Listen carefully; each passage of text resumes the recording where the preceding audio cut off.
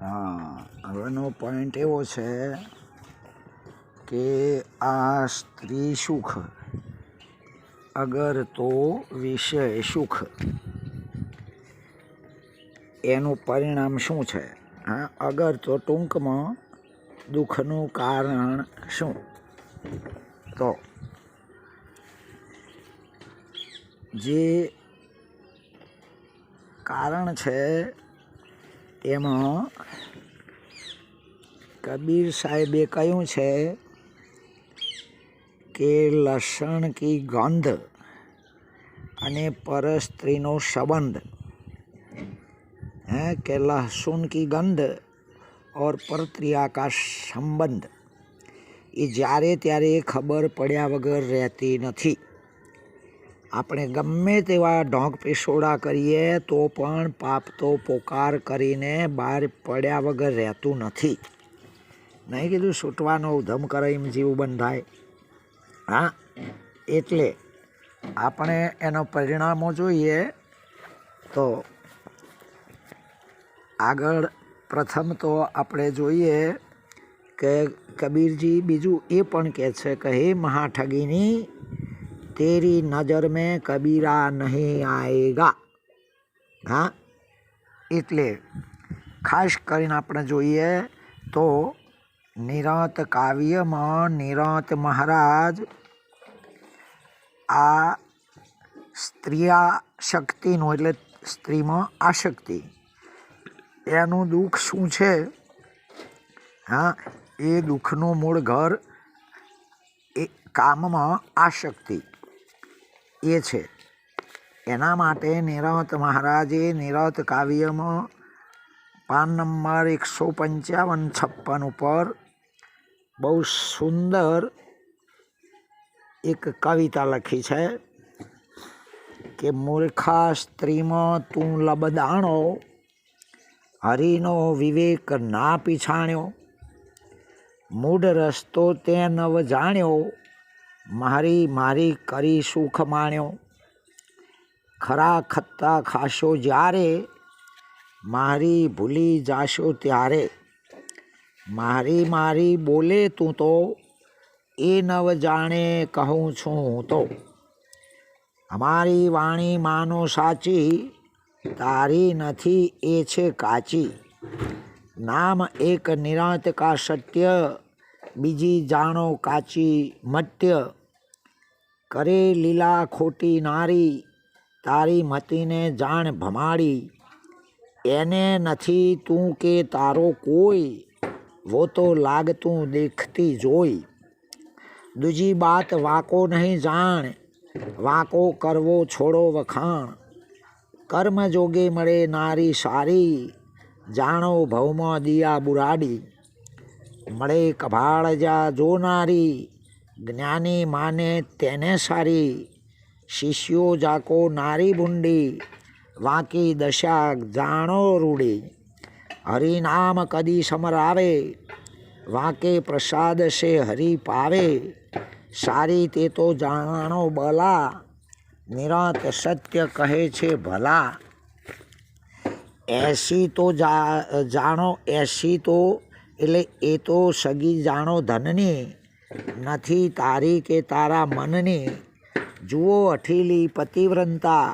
रामजी जेवाए खाधा खत्ता तो तारी नारी तो है वैशी तारी दशा थाशे कैसी मने चिंत्या ये तो जागी शिष्य सुनो ज्ञान के रागी बीजी ममता मननी मूकी जुओ ज्ञान के दरवाजे ढूकी तो तरो भव के पारा उपदेश जो मानो सारा बड़ी धूर्त है नारी जानो वाको मुडमती से वखाणो करो ज्ञान की कमाई तर जाओ मिले ब्रह्मराई काटो कामिनी का तुम नेड़ा छोड़ दो शेलड़ी का छेड़ा वड़गी तो छोड़ी जानो वाके भोग में मत मानो निरांत कहे गुरु प्रताप तारुणी थी प्रगटेगा ताप निरांत नाम को जाई पिछानो मेरा कया सच्चा मानो।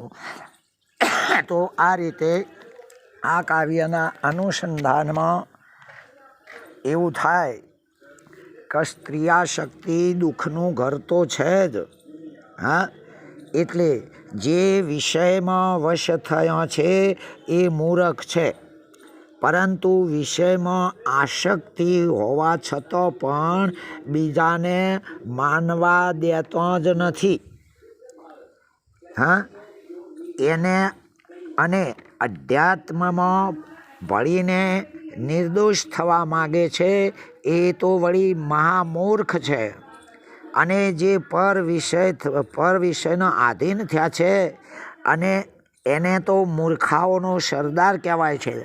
નિરાંત કહે છે, હે મૂર્ખ, તું સમજતો હોવા છતાં આટલો બધો સ્ત્રીમાં લબ્ધાણો એટલે કે લુબ્ધ અર્થાત રત કેમ થયો છે? જો તું પરમાત્મા કે સત્સંગની વાતો કરતો હોય અને તને આ વિવેકની ખબર ના હોય એવું બને છે જ. કારણ કે આ વિષય અંધ ક્યાં જશે, કેટલે અટકશે કે પછી શું ગતિ થશે, આ માર્ગ એટલે કે પરિણામને નથી જાણતો. આગળના ઇતિહાસો જુઓ.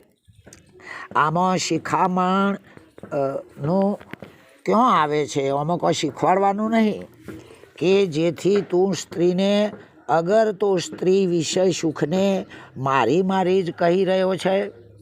હા, પરંતુ જ્યારે ખરા ખત્તા એટલે કે ભમતા ભોંય નહીં પડીએ અર્થાત પૃથ્વી પણ માગ નહીં આપે ત્યારે જ ભૂલ સમજાશે. પરંતુ આગ તો સળગી જ ઉઠી છે, કૂવો ક્યારે ખોદશો? ભૂલ તો કરી જ બેઠા છીએ આપણે, તો સ્વીકાર કે ત્યાગ ક્યારે કરાશે? પછી એ સામું જોશે કે બોલાવશે તો પણ આપણને ઝેર જેવું લાગશે. માટે તે તું તારી જ એને માને છે, પરંતુ તેણી તો તને મારો પોતાનો છે એવું ક્યાં માને છે? કારણ કે વૈશ્યાને ભાઈ બાપ હોતા નથી. એને તો વિષય સુખ વાલું છે, વ્યક્તિ વાલો નથી. કેમ કે ધંધાવાળાને તો ગ્રાહક જ ગમે છે.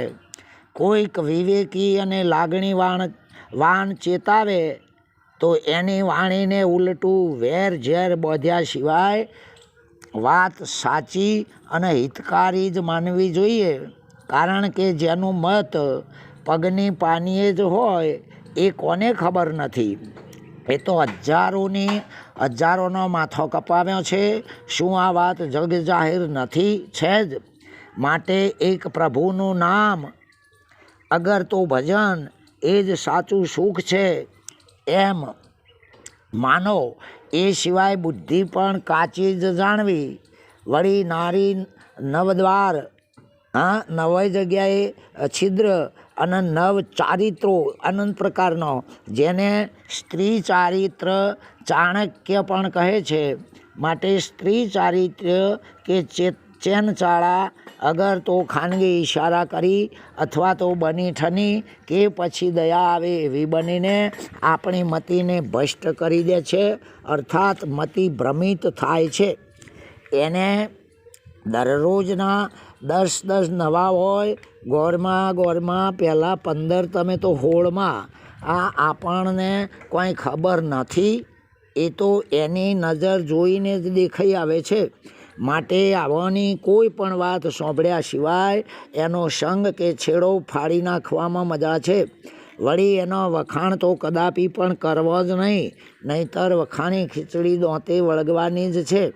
બીજું કે રૂપાળી, સુંદર અને સારી સુશોભિત નારી કર્મ સંજોગે મળી હોય તો જાણી લેવું કે હવે આપણા ભોગ મળ્યા. કારણ કે એને કોઈ કારણસર બધા જ ભાભી કહેનારા મળવાના. માટે જો કાળી કુબડી બાડી બોબડી કે અડધી ગોંડી મળે તો એટલી આપણી બીજી તો શાંતિ ખરી ને. આવીને જે સારી મારી માને તો એને જ્ઞાની સમજવો. જેને જેને ભૂંડી નાર મળી હોય એવાની દશા ખૂબ જ રૂપાળી હોય છે, કારણ કે એનામાં વેમ જેવી તો કોઈ વાત હોતી જ નથી. જે નારી પરમાત્માના માર્ગે વાળે અને જે હરિમિલન કરાવે એ જ ધર્મ પત્ની છે. બાકી તો કૂતરો ભૂંડિયાને એકબીજાના પાછળ ફરે એનો તો કોઈને ક્યાં વિરોધ છે જ. આમ જેને મળી બલા એના જ દિવસો ભલા. બાકી ધનભૂખી, વિષયભૂખી, વર્ણાગી, ચંચળ, ચપ્પળ, ચાલાક, ઠાગા ઠીઠિયા, તાળી તલાકા, ઠમકા ઠેકડી એવું જે કરે એ ખરેખર કોઈની હોતી નથી. અરે જે સ્થિતિ જે સતી કહેવાતી હતી એવી સીતાએ સોનાના મોહમાં રામચંદ્રજીની પણ પથારી ફેરવી નાખી. અરે શ્રી કૃષ્ણજી ના હોત તો દ્રૌપદી પણ એકેય પાંડવોને ખપ્પરમાં લીધા વગર રહેવાની નહોતી. માટે આપણને તો જીવતા જ મળાખવ મેળડી અથવા તો ડાકણ ચૂડેલ કે વંતરી છે કે પછી કોણ મળ્યું છે એ જ કોઈને ખબર નથી, અને કોના પાછળ પડ્યું છે એ જ ખબર નથી. તો પછી શું દશા આવશે? એ છેલ્લા દિવસે એમ જ કહેવાની કે હું તો આને ઓળખતી નથી, એ મારી છેડતી કરે છે. બોલો શું કહેશો? માટે જે જ્ઞાન માર્ગે કે પરમાર્થ માર્ગે વળ્યા છે એમના ઉપર દયા આવવાથી જ કહેવું પડે છે. માટે તમામ મમતાઓ મૂકી દઈને આપણું કલ્યાણ શામાં છે એના જ દરવાજા કે દ્વાર ખખડાવો કે જેથી રીબાયા સિવાય ઉદ્ધાર થઈ જાય. આમ કોઈનો ઉપદેશ કે શિખામણ માનો તો મજા છે, કારણ કે 100 ધુતારી 100 ઠગારી એ બરાબર એક જ નારી. આમ પરમાત્મા મળે એવો ઉપાય આદરવો, એટલે કે કામ અથવા કામીનો સંબંધ જ તોડી નાખો. કારણ કે આ શેલડી ક્યારે શું કરશે એનું કોઈ નક્કી નથી. આમ કામ વિષય જ જેને વળગ્યો કે લપટાયો એમનો છોડિયો નીકળી ગયો છે. શું શેરડીના સોંઠાને કોલું છોડશે ખરું? અરે એનો છોડિયો ગધેડાના કામનો રહેવાનો નથી અને બળીને રાખ થઈ જશે. માટે જો ગુરુ કૃપા હોય તો જ આ સંગ છૂટે એમ છે. બાકી જાતની ઉપાધિઓ કે તાપ સંતાપ ચિંતાઓ બધી ચાલુ રહેવાની. માટે કામને દામને ચામને તિલાંજલિ આપી પ્રભુ નામને વળગો તો જ આપણે કોઈની શીખને માનીએ છીએ એ સત્ય એ સાચું છે એ સાબિત થશે. કદાચ આપણા મતમાં અગર તો આપણી સમજણમાં અગર તો આપણા સિદ્ધાંતમાં કદાચ કર્મવાદ 100% નહીં આવતો હોય, કર્મ છે જ નહીં, પણ કાળો કૃત્યો તો વધતો જ જાય છે. એથી કોઈ જ અજાણ નથી. આજે મહાભારત રામાયણ કે પછી દેવલોક સહિત એમાં શું થયું છે તે આજનો માણસ ગમે ત્યાંથી શોધીને બહાર લાવી દે છે. તો આજના વર્તમાન યુગથી કોણ અજાણ્યું છે? જોઈ લો ચાણક્યની સ્ત્રી ચરિત્ર રચના. એ સ્ત્રી ચરિત્ર આગળ વિક્રમાદિત્યનો પુત્ર તથા તિલોમા એટલે કે મચ્છેન્દ્રનાથ અગર તો ગૌતમના ઘેર ઇન્દ્ર પેઠો એની કોને ખબર નથી. માટે હજુ મર્યાદા છે, ત્યાં સુધી સમજી જવામાં મજા છે. માટે જ આ બાબતને લઈને લગભગ આપણા જે સંન્યાસીઓ છે એમને વંદન કરવા જોગ છે, એમના દંડવત પ્રણામ આપણે કરવા જોગ છે, એમની વાતો માનવા જેવી છે. કારણ કે જેને ત્યાગ કર્યો છે, અહીં કહેવાનો અર્થ એ છે કે કોઈ વ્યક્તિગતનો દોષ નહીં પણ વિષયોની ટીકા થાય છે. માટે એ વ્યક્તિગત બાબતો કોઈએ વરી લેવાની નથી, પણ હંમેશા વિષયથી સજાગ રહેવામાં મજા છે. કબીર કે વિષયથી વશ થયો અધોગતિ તારી એ જ છે. માટે વિષય આપણા ઉપર ચડી ના બેસે એટલું આપણે ધ્યાન રાખવાનું. કારણ કે આપણે કોઈના આધીન ના થઈ જઈએ. આપણે વાતો કરવા માટે મોબાઈલ લાયા, આપણા વ્યવહારો ચલાવવા એ વ્યાજબી છે, મોબાઈલની જરૂરત છે, પણ એના સિવાય રહી જ ના શકતા હોય તો આપણે મોબાઈલના આધીન થઈ ગયા કહેવાય. ટીવી પંખો અગર કોઈ પણ સગવડ આપણી શક્તિ હોય તો વસાવવી જરૂરત છે, પણ પછી એના વગર ચાલ જ નહીં. એ આપણે એને લાવ્યા છીએ અને એ આપણને ખેંચીને લઈ જાય, એનો અર્થ એ કે આપણે માલિક નથી, આપણે એના આધીન થઈ ગયેલા નોકરો છીએ.